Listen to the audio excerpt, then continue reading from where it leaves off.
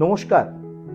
আপনারা সকলে দেখেছেন কয়েকদিন আগে প্রধানমন্ত্রী নরেন্দ্র মোদী গুজরাতের সোমনাথ মন্দিরে একটি অসাধারণ পুজো এবং একটি পাবলিক প্রোগ্রামে তিনি উপস্থিত ছিলেন এবং অংশগ্রহণ করেছিলেন।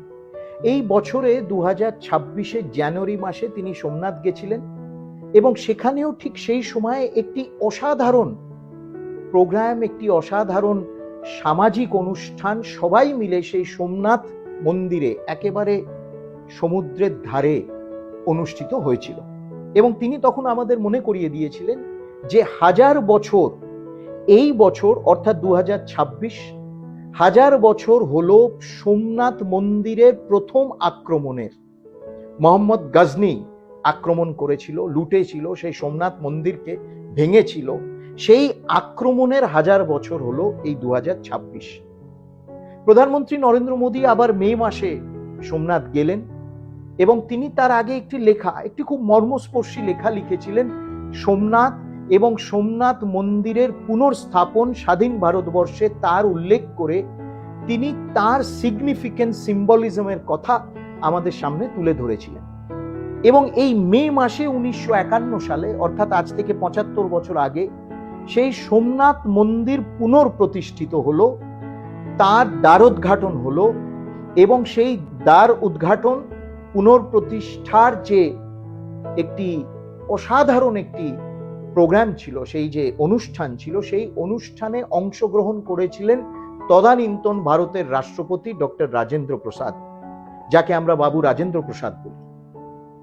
এবং তিনি মনে করিয়ে দিয়েছিলেন আমাদেরকে, প্রধানমন্ত্রী মনে করিয়ে দিলেন আমাদেরকে যে এই যে 1000 বছরের এই যে আক্রমণ, 1000 বছর আগে আক্রমণ এবং একাধিকবার সোমনাথ মন্দির যে ধূলিসাৎ করার একটি প্রয়াস করা হয়েছিল, ভারতকে যারা আক্রমণ করেছিলেন, আক্রমণকারী যারা, সেই মন্দির আবার পুনর্নির্মাণ করা হয়েছিল।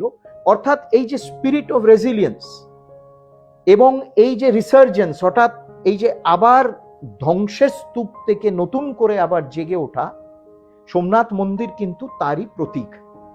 আমি আপনাদের কাছে একটু কয়েকটা বিষয় রাখছি, কেননা মনে রাখতে হবে যে আমাদের জাতীয় জীবনে সোমনাথ মন্দিরের পুনর্স্থাপন, পুনর্প্রতিষ্ঠা স্বাধীন ভারতবর্ষে এ কিন্তু একটি খুব তাৎপর্যপূর্ণ, গুরুত্বপূর্ণ অধ্যায়। এবং আপনাদের হয়তো জানা আছে যে সোমনাথ মন্দিরকে আবার পুনর্গঠন করতে হবে সেই ভগ্নস্তূপ থেকে। এর প্রথম দাবি তুলেছিলেন KM মুন্সি, যিনি পরবর্তীকালে ভারতীয় বিদ্যা ভবনের প্রতিষ্ঠাতা। এবং শ্রী অরবিন্দ যখন বরোডায় ছিলেন, শ্রী অরবিন্দের বরোডা কলেজের ছাত্র এই KM মুন্সি। অগাধ তার পাণ্ডিত্য, বিশাল পণ্ডিত মানুষ তিনি, অনেক লেখালেখি করেছেন, একজন বলা যেতে পারে কিংবদন্তি ইন্টেলেকচুয়াল। এবং ভারতের তিনি এগ্রিকালচার মিনিস্টার ছিলেন। হায়দ্রাবাদে যখন হায়দ্রাবাদ পুলিশ অ্যাকশন হলো 1948 সালে, উনি তখন সেখানে এজেন্ট জেনারেল ছিলেন এবং একনিষ্ঠ দেশসেবক, একনিষ্ঠ স্বাধীনতা সংগ্রামী এবং কনস্টিটিউশন ড্রাফটিং কমিটির একজন অন্যতম সদস্য এই KM মুন্সি। তিনি পরবর্তীকালে ভারতীয় বিদ্যা ভবনের অধ্যক্ষ হিসেবে, এ কথাটা যেহেতু আমাদের বাঙালি মনস্পটলে প্রায় হারিয়েই গেছে, মনে করিয়ে দিচ্ছি, তিনি পরবর্তীকালে ভারতীয় বিদ্যা ভবনের অধ্যক্ষ হিসেবে রমেশচন্দ্র মজুমদার, ইতিহাসবিদ, বিখ্যাত মানে কিংবদন্তি, লেজেন্ডারি হিস্টোরিয়ান যাকে বলে, ঢাকা বিশ্ববিদ্যালয়ের প্রাক্তন উপাচার্য, কলকাতা বিশ্ববিদ্যালয়ে পড়িয়েছেন তিনি। একেবারে মানে স্বাধীন ভারতবর্ষে এবং আধুনিক ভারতবর্ষের ইতিহাস চর্চায় এবং বিশেষ করে বাঙালির ইতিহাস চর্চায় একজন কিংবদন্তি নাম।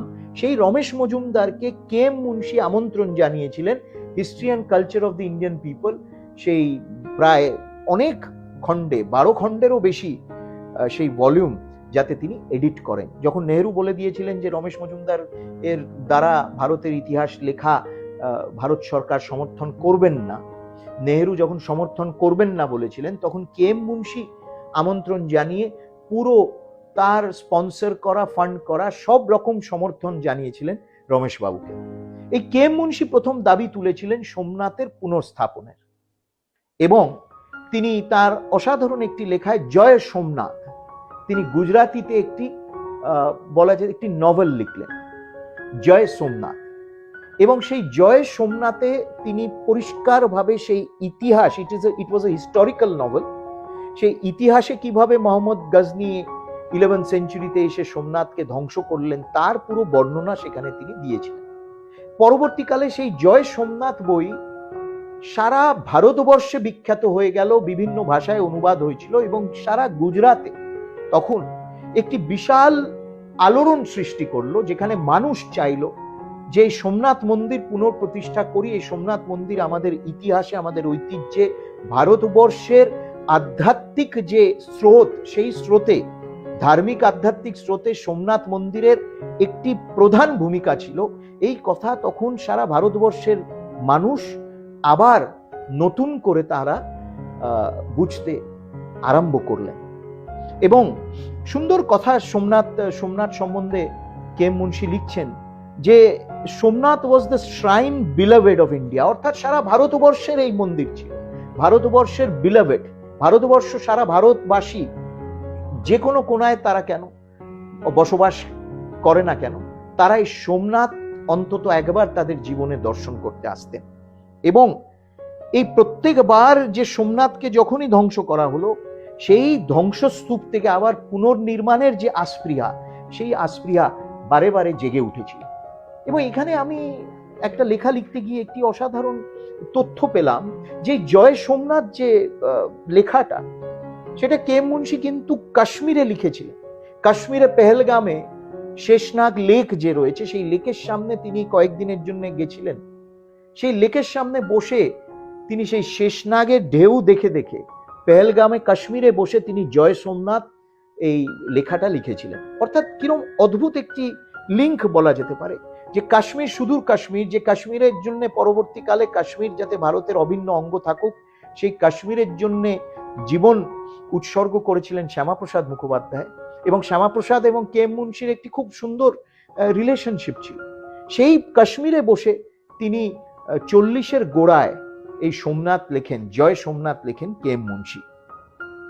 কিন্তু সোমনাথের সাথে আমাদের আরেকটা যে লিঙ্ক, সেটা হচ্ছে Swami Vivekananda.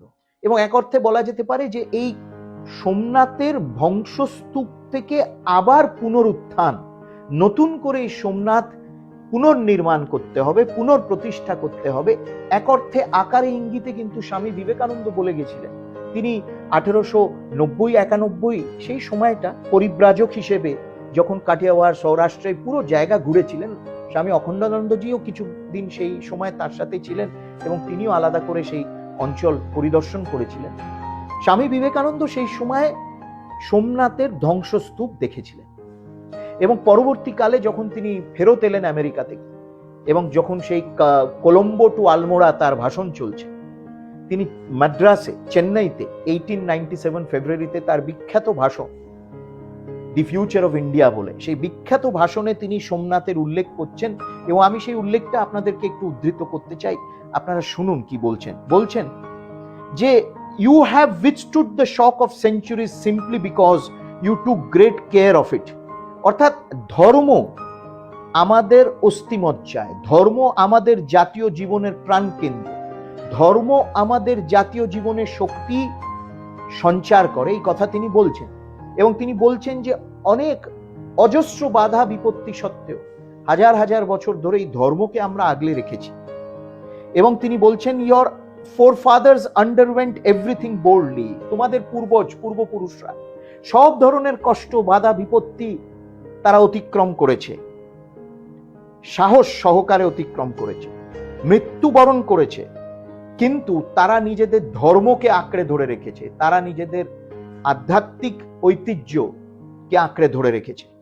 Temple after temple was broken, মন্দিরের পর মন্দির ধ্বংস করে দেওয়া হলো বাই ফরেন কনকারার্স, বিদেশি আক্রমণকারী যারা এসেছিল, আতাতই যারা এসেছিল, তারা ধ্বংস করে দিল আক্রমণকারীরা এই মন্দিরের পর মন্দির। But no sooner had the wave passed, এই ঢেউয়ের মতন আক্রমণকারীরা এসে মন্দিরের পর মন্দির ধ্বংস করে যেই চলে গেল, তারপরে the spire of the temple rose up again, আবার মন্দির পুনর্নির্মাণ, পুনঃপ্রতিষ্ঠা করা হলো। এবং সেখানে সেই ভাষণে এই কথা বলতে গিয়ে তিনি সোমনাথের উদাহরণ দিচ্ছেন। Somnath of Gujarat will teach you volumes of wisdom. তোমরা যদি সোমনাথ, গুজরাটের সোমনাথের দিকে তাকাও, অনেক কিছু তোমরা শিখতে পারবে। Volumes of wisdom will give you a keener insight into the history of the race. তোমরা নিজেদের জাতির ইতিহাস আরো ভালোভাবে বুঝতে পারে। হাজার বই পড়ে যা বুঝবে, সোমনাথের দিকে তাকালে তোমরা নিজেদের জাতির ইতিহাস আরো ভালোভাবে বুঝবে। Mark how this temples bear the marks of 100 attacks and 100 regenerations. অর্থাৎ এই মন্দিরগুলো দেখলে তোমরা বুঝতে পারবে যে 100 বার তাদের আক্রমণ করা হয়েছিল, 100 বার তারা আবার তাদের পুনরুত্থান, পুনঃপ্রতিষ্ঠা হয়েছে। And continually destroyed, continually springing up out of the ruins. যতবার ধ্বংস করা হয়েছে ততবার তারা জেগে উঠেছে সেই ধ্বংসের স্তূপ থেকে। Rejuvenated and strong as ever, আরো বেশি শক্তিশালী, আরো বেশি ক্ষমতাবান। That is the national mind, that is the national life current। বলছেন যে এই হলো আমাদের জাতীয় সত্তা, এই হলো আমাদের জাতীয় মানুষ, এই হলো আমাদের জাতীয় শক্তি, আত্মশক্তি। যতবার এই মন্দির ধ্বংস করেছে ততবার মন্দির পুনর্নির্মাণ করেছে, এবং বিশেষ করে তিনি সেখানে উল্লেখ করছেন সোমনাথ মন্দিরের। সর্দার প্যাটেল পরবর্তীকালে কে এম মুন্সিকে স্বাধীনতার পর কেন্দ্রীয় স্বরাষ্ট্রমন্ত্রী হিসেবে সর্দার প্যাটেল সম্পূর্ণ সমর্থন জানিয়েছিলেন।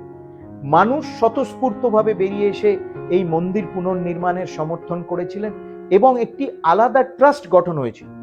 আলাদা ট্রাস্ট গঠন হয়ে, একটি পাবলিক ট্রাস্ট গঠন হয়ে, যাতে সরকারি পয়সা মন্দির নির্মাণে না লাগে, মানুষের স্বতঃস্ফূর্ত অবদানে, মানুষের সমর্থনে যাতে এই মন্দির নির্মাণ হয় তার প্রচেষ্টা করা হয়েছিল।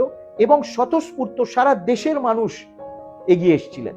এবং সর্দার প্যাটেল পরিষ্কারভাবে সেই সময় বলেছিলেন, আমি লিখেছি, সর্দার প্যাটেল পরিষ্কারভাবে বলেছিলেন যে আমরা যে স্বাধীন হয়েছি, আমাদের যে স্বাধীনতা এসেছে, এটা আমরা সম্পূর্ণভাবে অনুভব করতে পারবো না, এবং আমাদের ভবিষ্যতের প্রতি আমাদের আস্থা জাগরণ হবে না যতদিন না, যতক্ষণ না আমরা এই সোমনাথকে পুনর্স্থাপনা করছি।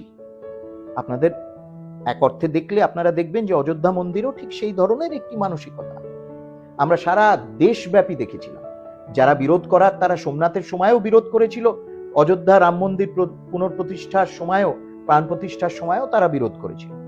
এই পশ্চিমবঙ্গে যারা অতীতে ক্ষমতায় ছিলেন, সাংবিধানিক পদে ছিলেন, তাদের যখন নিমন্ত্রণ করা হয়েছিল, তারা ওই আমন্ত্রণ প্রত্যাখ্যান করেছিলেন অযোধ্যা রাম মন্দির প্রাণ প্রতিষ্ঠানের যে অনুষ্ঠান, যে মুহূর্ত।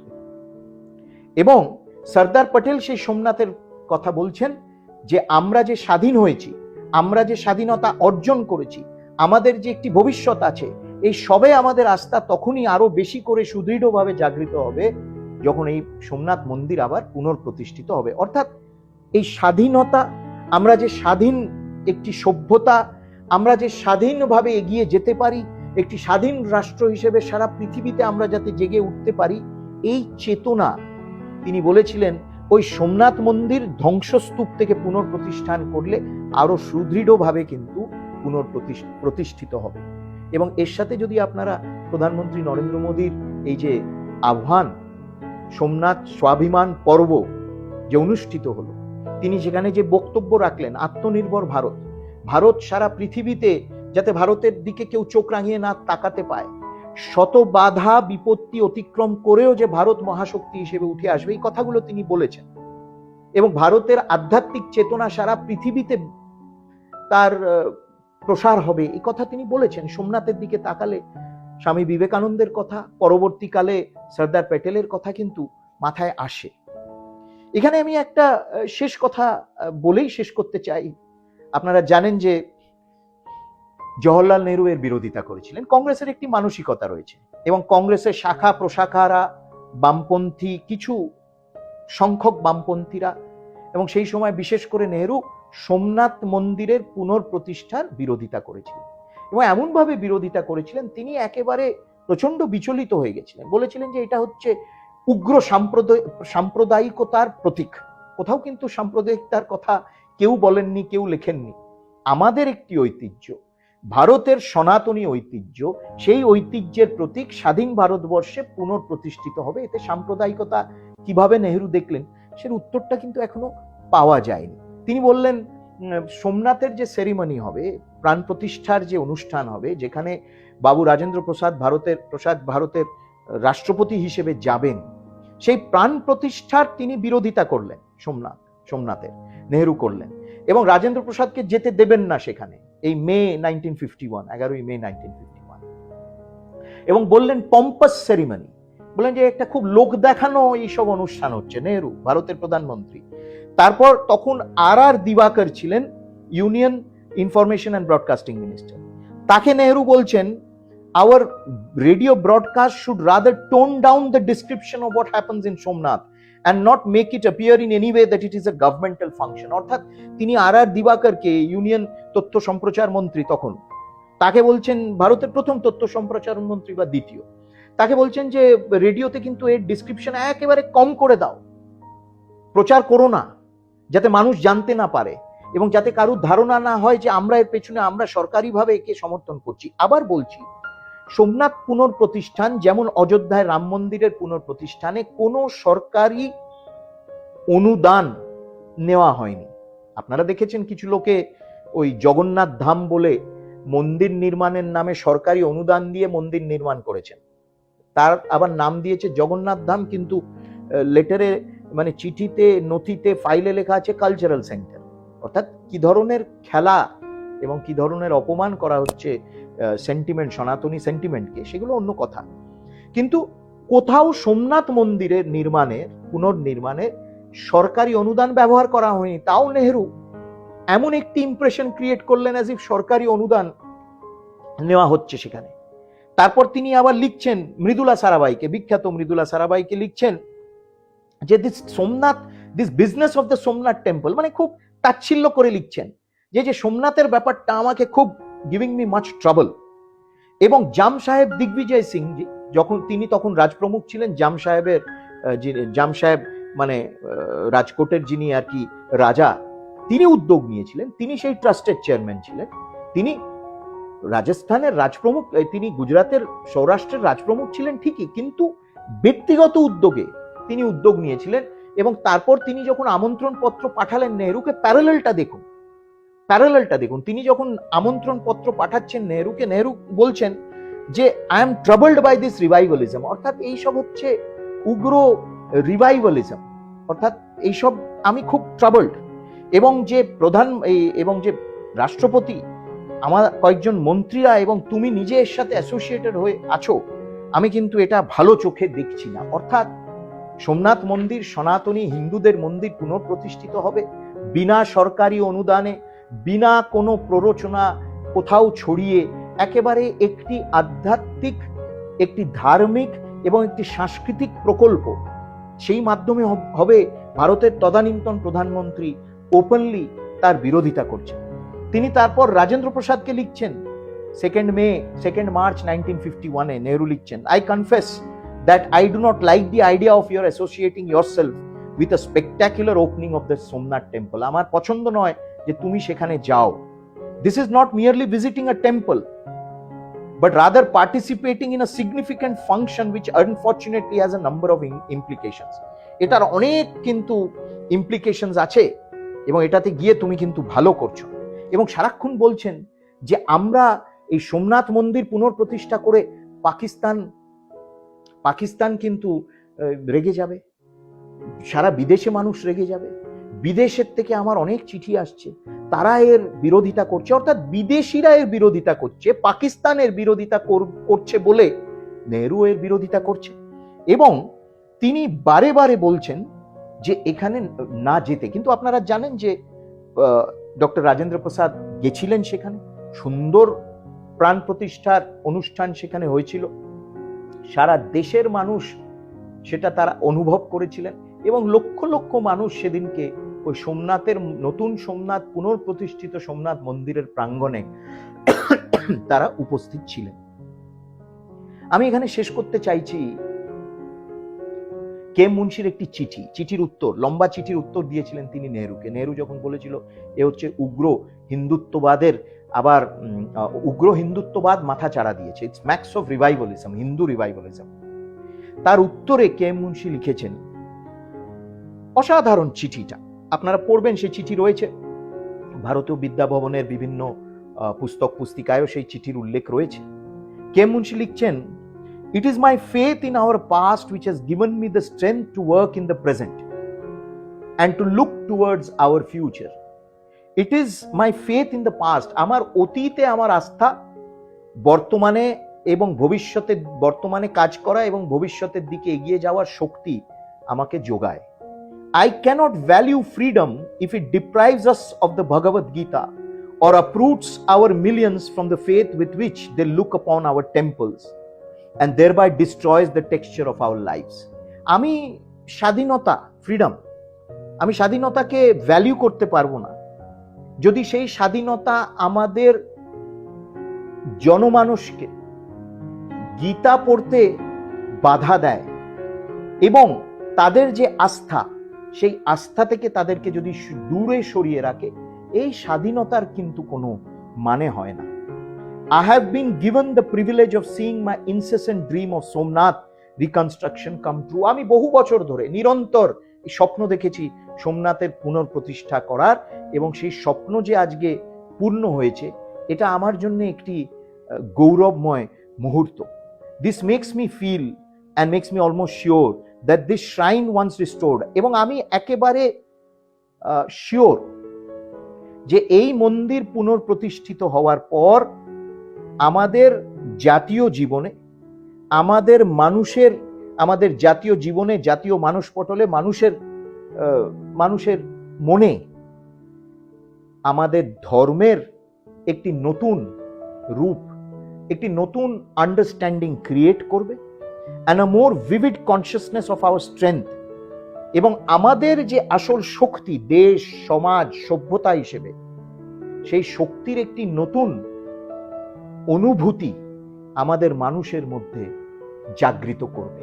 অসাধারণ চিঠি কে মুন্সির। ইংরেজিতে চিঠিটা আমি একটুখানি অনুবাদ করলাম, এবং এই প্রেক্ষাপটে, ইতিহাসের প্রেক্ষাপটে, স্বাধীনতার প্রাক এবং স্বাধীনতার পরের যে ইতিহাসের প্রেক্ষাপটে আমরা যদি প্রধানমন্ত্রী নরেন্দ্র মোদীর এই সোমনাথ স্বাভিমান পর্ব, যেখানে তিনি বলছেন বিকাশ আর বিরাসত, অর্থাৎ উন্নয়ন হবে, আমাদের ঐতিহ্য সংরক্ষিত হবে, এবং ঐতিহ্যকে ধরে, আমাদের ধার্মিক, আধ্যাত্মিক, সাংস্কৃতিক ঐতিহ্যকে ধরে যে উন্নয়ন হবে, এর কথা বারবার প্রধানমন্ত্রী নরেন্দ্র মোদী বলছেন। তার প্রতীক এক অর্থে সোমনাথ মন্দির।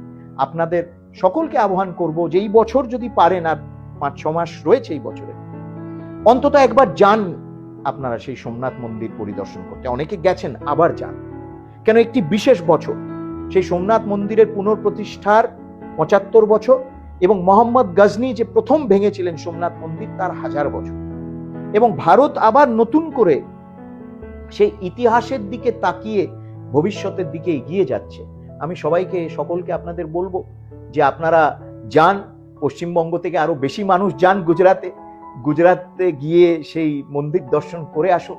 স্বামী বিবেকানন্দ গেছেন, স্বামী অখণ্ডানন্দজি গেছেন, কে এম মুন্সি একেবারেই আমাদের যদি রমেশ মজুমদারকে সাহায্য না করতেন, সমর্থন না করতেন, সেই ইতিহাস রমেশবাবু লিখতেও পারতেন না। বাঙালির ইতিহাস এবং ঐতিহ্যের সাথে এই সোমনাথ মন্দিরের একটি অসাধারণ একটি যোগসাযোগ। আপনারা সবাই যাবেন, দেখে আসবেন, নিজেরা তারপর লিখুন, এই নিয়ে ভিডিও করুন, ছবি টবি পোস্ট করুন। এই সোমনাথ স্বাভিমান পর্বের আপনারা সকলে অংশীদার হন, এই আমার কামনা। আপনাদের কাছে ভালো থাকবে।